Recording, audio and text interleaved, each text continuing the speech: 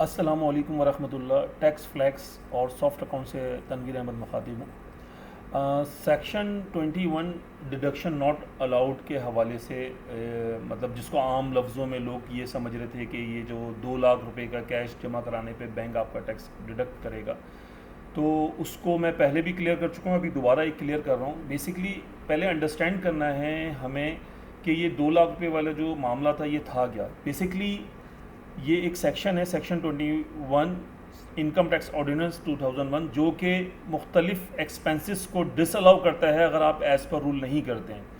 तो इसमें बहुत सारे जो है वो पैरामीटर्स थे, उसको अभी मैं डिस्कस नहीं कर रहा।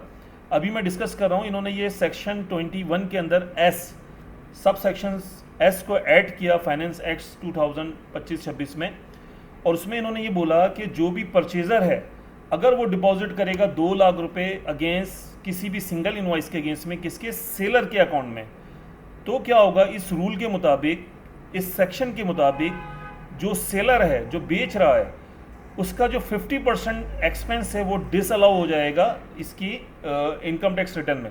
मतलब परचेजर को कुछ नहीं हो रहा था, लेकिन जो सेलर था, आपने देखा होगा कि अक्सर डिस्ट्रीब्यूटर्स ने अपने लेटर हेड पे डाल दिया था कि जी अगर आपने कैश जमा कराया तो हम आपका टैक्स डिडक्ट कर लेंगे। तो बेसिकली वो एक डराने के लिए लोगों को उन्होंने अपने लेटर हेड पे भेजा हुआ था। तो अब इसको जो है, इसकी वजह से काफ़ी प्रॉब्लम्स आ रही थी लोगों के लिए कैश जमा कराना या उसको हैंडल करना। तो अभी इसको एक सर्कुलर जारी हुआ है 2 अगस्त 2025 में, जिसमें ये कहा गया है कि अब आप जो चाहे पेमेंट जो है वो अगेंस्ट इनवॉइस के कैश जमा करा सकता है। जो भी परचेज़र है वो कैश जमा करा सकता है, लेकिन साथ साथ उसको अपना एनटीएन, मतलब अगर वो एनटीएन होल्डर है तो एनटीएन नंबर डाल के कैश जमा कराएगा या सीएनआईसी नंबर डाल के कैश जमा कराएगा।